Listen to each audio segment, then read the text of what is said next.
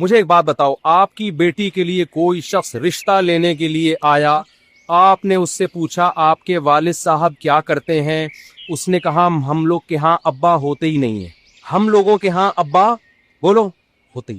آپ نیو ناظم آباد کے جو چوکیدار ہے, جو بیچارہ وہ گن لے کے کھڑا ہوا ہے, آپ بندے کو گھسیٹ کے وہاں لے جاؤ گے, بولو کہ دوبارہ یہ بندہ ہمیں ہمارے محلے میں نظر, ان کے ابا یہ ابا لیس ہے. ابا نہ ہونے کا مطلب کیا ہے کہ اماں کی شادی نہیں ہوئی ہے, پتہ نہیں کہاں سے ایدھی سینٹر سے اٹھا کے لے آئے, کیا کیا ہے. انگریزوں کے ہاں یہ چیز بری, بولو بعض انگریزوں کے ابا ہوتے ہیں, بعض لوگوں کے ابا نہیں ہوتے, لیکن ان کے ہاں اس کو برا نہیں سمجھا جاتا. کیوں؟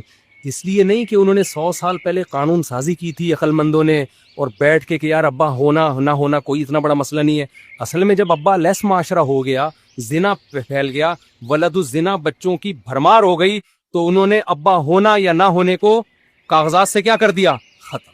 تو یہ ہے جس عذاب میں پہلے مبتلا ہوئے اس کو قانونی شکل دے دی. یہ اس کی مثال دے کے ایک بات سمجھاتا ہوں.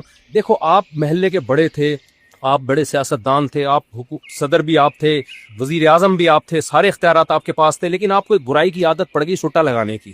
آپ چرس پیتے تھے, معذرت آپ نہیں پیتے تھے, ایک مثال دے رہا ہوں. اب کیا ہے کہ لوگ آپ کی تعریف کرتے ہیں, بندہ بہت اچھا ہے لیکن ہے چرسی, بندہ بہت اچھا ہے لیکن ہے کیا, چرسی. اب آپ کے پاس ایک آپشن ہے, یا تو چرس چھوڑ دو, یہ چھوٹ نہیں رہی آپ سے, تو پھر آپ کیا کرو گے, چرس کی پیکنگ اچھی کر دو گے آپ, اور چرس کا نام چینج کر کے اینٹی ڈپریشن ٹیبلٹ, کیا خیال ہے, اس پہ برائی کا لیبل آپ کیا کر دو گے, ہٹا دو گے, تاکہ لوگ مجھے چرسی چرسی نہ کہیں, مجھے مہذب کہیں. اور پھر آپ کا مقام اتنا بڑا ہوگا کہ تھوڑے دنوں میں جو چرس نہیں پیتا ہوگا لوگ اس کو دقیانوس, پینڈو, جاہل سمجھیں گے. چرسیوں کی معاشرے میں کیا ہوگی, عزت. پھر اگر کوئی آپ کے گھر میں رشتہ لے کر آئے گا, آپ کہتے ہیں بھائی پیتا ہے کہ نہیں پیتا, وہ کہے گا نہیں پیتا, دقیانوس, بیکورڈ, دفعہ یہاں سے. خدا کی قسم یہی کیا گورے نے ہمارے ساتھ. جو لڑکیاں پردہ کرتی ہیں, اسکارف لیتی ہیں, حجاب کرتی ہیں, گھروں میں رہتی ہیں, بھائی کا احترام, باپ کا احترام, ماں کا احترام, کسی غیر مرد کی طرف نظر نہیں اٹھانا. جب نکاح کا موقع آیا ابا سے پوچھا, ابا نے کہا ہاں بھائی ٹھیک ہے, عزت کے ساتھ رخصت کر دی.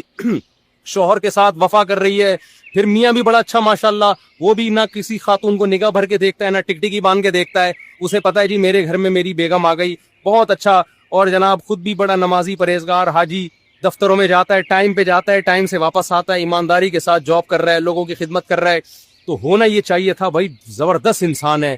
لیکن اس کو لبرل لوگ, پڑھے لکھے لوگ کیا کہیں گے, ایک نمبر کا کیا ہے, دقیانوس. گرل فرینڈ بوائے فرینڈ رکھ رہے ہیں لوگ, لڑکیوں سے دوستیاں ہو رہی ہیں, یونیورسٹیوں میں کو ایجوکیشن سسٹم ہے, فیمیل ٹیچر پڑھا رہی ہے اور لڑکے پڑھ رہے ہیں. اس کو ماڈرنزم سمجھا جاتا ہے, اس کو سمجھاتے ہیں اچھا معاشرہ ہے جہاں عورت کی عزت ہو رہی ہے. سمجھ میں آ رہی ہے بات؟ برقع پہنا دی عورت کو, او ہو یہ لوگ تو ظالم ہیں. ابے عورت کو کمبختو برقع پہنا کے مردوں کی عیاشی رکتی ہے, عورت کی نہیں رکتی. عورت جتنا بے لباس گھومے گی مزہ تو مردوں کو آئے گا, عورت کو تھوڑی آئے گا. یہ عجیب قسم کی فضول قسم کا فلسفہ ہے کہ عورت کو کپڑوں سے آزاد کرنے کو عورت کی آزادی سمجھا جا رہا ہے. عورت جتنا کپڑوں سے آزاد ہوگی مزے کس کو آئیں گے, مردوں کو آئیں گے. جتنے کپڑے پہنے گی تو مردوں کے مزے خراب ہوں گے. مردوں کی عیاشی پہ لیبل کس کا لگا دیا, عورت کی آزادی کا. یہ گورے نے آپ کے ساتھ یہ کام کیا ہے. کمال کی بات ہے, ایک مسلمان جو اپنی بیوی کے ساتھ ساری زندگی وفا کرتا ہے, انڈے, آلو, پیاز, ٹماٹر, ہرا دھنیا, ادرک. آج پرچی میں کیا کیا لکھا ہوا تھا بھائی, آپ کے پاس آئی تھی نا پرچی, مجھے تو یاد ہو گئی. ایک دن تو میں نے جمعے کے دن جو ہے نا پرچی نکالی, وہ دعاؤں کے لیے پرچی دیتے ہیں, وہ میرے گھر کے سودے کی نکل آئی. اب میں بے دھیانی پڑھوں, 1 کلو آلو, 3 کلو ٹماٹر, تو ہمارا تو سارا دن کام ہی یہی ہے. ایک مرد, مسلمان مرد جو گھر میں بیوی کو ساری زندگی کھلاتا ہے اور پھر بھی تانے سنتا ہے, کیا آپ سے ملا کیا مجھے, وہ پھر بھی اس کو سہتا ہے, اس کی اولاد کی ساری زندگی خرچے اٹھاتا ہے, بچے کی پیدائش کا خرچہ اس کے ذمے, بچے کی بچیوں کی ٹینشن یہ لے رہا ہوتا ہے.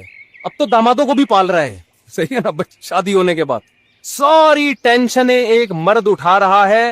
اس کا بیوی سے صرف یہ مطالبہ ہے کہ میری مرضی کے بغیر گھر سے باہر مت نکلو. اس کو دقیانوس قرار دے دیا, بیکورڈ.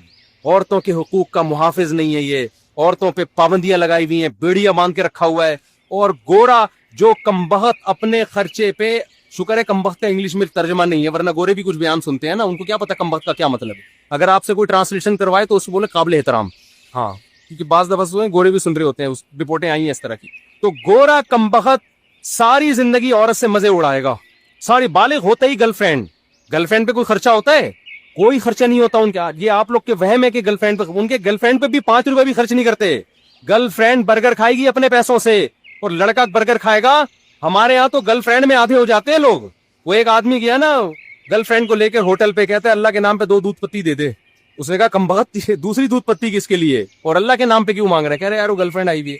تو کہا کمبخت تو اتنا غریب ہے تو گرل فرینڈ کیوں رکھی ہوئی ہے تو نے؟ کہہ رہا رکھ کے غریب ہو گیا ہوں, پہلے نہیں تھا, اتنا خرچہ کیا اس کے. گرل فرینڈ پہ بیوی پہ تو اس سے بھی زیادہ خرچے ہیں. اس کے تو ماموں جب آئیں گے تو ان کے لیے سموسے لے کر آؤ, اس کے پاپا آئے ہوئے ہیں تو ان کے لیے رول لے کر آؤ, اس کے چاچا آئے ہوئے ہیں تو اس کے لیے جلیبیاں لے کر آؤ, ان کو یہ پسند ہے, ان کو وہ پسند ہے. ایک طویل سلسلہ لا متناہی, نہ ختم ہونے والا سلسلہ. ان کو کیا کہہ دیا گورے نے؟ بیکورڈ. عورتوں کے زنجیریں باندھی ہوئی ہیں, اور گورا ساری زندگی عورت سے عیاشی کرتا ہے, مزے اڑاتا ہے, 1 روپے بھی اس پہ خرچ نہیں کرتا. اور اتفاق سے 50 سال میں جب وہ شادی کر بھی لیتا ہے تو آپ جا کے پوچھیں, ایک چائے کی پیالی اپنے خرچے پہ اپنی بیوی کو نہیں پلاتا وہ. تو اس بدماشی, یہ چرس ہے نا, یہ وہی ہے کہ چرسی تھے, نام کیا رکھ دیا؟ کیونکہ مہذب قوم ہے نا, گورے ہیں بھائی, مہذب ترقی یافتہ قوم ہے, چاند پہ قدم رکھا ہے, مریخ پہ جانے کی باتیں ہو رہی ہیں. وہ کیسے یہ کہہ دیں گے کہ ہم مہذب لوگ نہیں ہیں؟ وہ کیسے مان لیں؟ تو انہوں نے کیا کیا, تہذیب کی ڈیفینیشن کو کیا کر دیا؟ چینج. میں سمجھا پا رہا ہوں کہ نئی کھوپڑی میں آ رہی بات. انہوں نے تہذیب کی ڈیفینیشن کیا, کیونکہ یہ تانا کہ ہم ان کمبختوں کو, ہمارے جیسوں کو ہم کہیں یہ مہذب ہیں, ان کے ابا ہوتے ہیں, ان کے بیوی ہوتی ہے, ان کے ماموں ہوتے ہیں, ان کے چاچو ہوتے ہیں, ان کے سالے ہوتے ہیں, یہ مہذب ہیں. نا نا نا نا, مہذب تو ہم ہیں. ابے تم کہاں سے مہذب ہو گئے؟ تم تو شراب پیتے ہو, تم تو زنا کرتے ہو, تم تو عورت سے وفا نہیں کرتے, تم تو ابا کو اولڈ ہاؤس میں جمع کرا دیتے ہو. بڑھاپے میں تو جنت کمانے کا ٹائم ملا تھا تمہیں, ان کی خدمت کرتے, تم اس وقت ابا کو اولڈ ہاؤس میں جمع کرا دیتے ہو. وہ کہتے ہیں اس سے کیا ہوتا ہے, اولڈ ہاؤس میں ان کی خدمت گورنمنٹ کرتی ہے, زیادہ اچھے طریقے سے پلتے ہیں وہ. اور اگر لڑکی راضی ہے تو ہم نے زنا کر لیا, تو زنا کیا ہے؟ یہ تو آپس کے ریلیشن ہے. انہوں نے تہذیب کی ڈیفینیشن کو کیا کر دیا؟ چینج. مذہب ہمیں اس ڈیفینیشن کو چینج کرنے بولو نہیں دیتا. مذہب کہتا ہے لا تقربوا الزنا. 2 قسمیں ہوتی ہیں, ایک جانور میں بھی ہے, کچھ جوڑے بنا کے رہتے ہیں اور کچھ گدھے گھوڑوں کی طرح رہتے ہیں. تم نے گدھے گھوڑے نہیں بننا, تم نے نکاح کر کے رہنا ہے. تو اللہ نے کیا کہا؟ پیدائش کا مقصد ہے اچھا بننا, اور اچھے کو ڈیفائن بھی اللہ نے خود کر دیا کہ اچھا وہ ہے جس کو میں اچھا کہوں گا. اللہ نے کہا سود مت کھاؤ, مزاربہ, شرکت, اجارہ کے طریقے پر پیسہ کما سکتے ہو, سود کے طریقے پر تمہیں پیسہ کمانے کی اجازت نہیں ہے. اللہ نے کہا کہ یہ تمہارا باپ ہے, اس کے سامنے تم نے اف کیا تو تم اللہ کی نظر میں برے لوگوں میں شامل ہو جاؤ گے. بدنظری کی اجازت نہیں ہے. تو یہ دوسرا فرق ہے. تیسرا فرق کیا ہے؟ یہ یعنی غیر مسلم میں اور ہم میں 2 فرق میں نے بتا دیے. تیسرا اور آخری فرق بتا کے اپنے بیان کو ختم کرتا ہوں. دیکھو تیسرا فرق کیا ہے. اسلام نے آپ کو رہبانیت کی اجازت نہیں دی ہے. آپ کہہ سکتے ہیں نا ہمارا ہدف جب آخرت ہے تو مفتی صاحب پھر ہم ڈاکٹر بننے کو چھوڑ دیتے ہیں, کیا خیال ہے؟ پھر ہم سائنٹسٹ بننے کی کوشش, بولو نا, نہیں, پھر ہم اللہ اللہ کرتے ہیں, بس بیٹھ جاتے ہیں مسجد میں مسلح ڈال کے.